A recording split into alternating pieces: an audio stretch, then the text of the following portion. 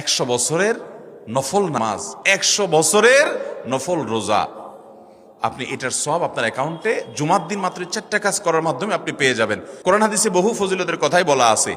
এত বিপুল পরিমাণে, এত অধিক পরিমাণে সওয়াবের কথা যে কারো বাসা থেকে অনেকের আছে যেতে 500 স্টেপ পড়বে। 500 স্টেপ পড়লে কতটুকু হয়? সামান্য একটু জায়গা যেতে 500 কদম হয়ে যায়।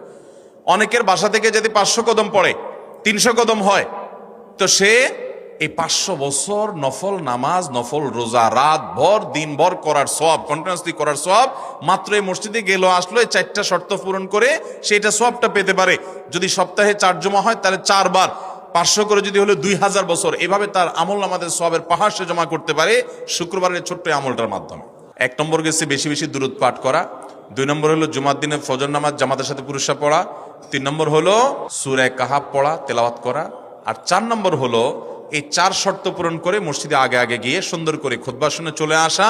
কোনো কথাবার্তা, খুতবা চলাকালীন সময় কোনো কথাবার্তা, অনর্থক কাজ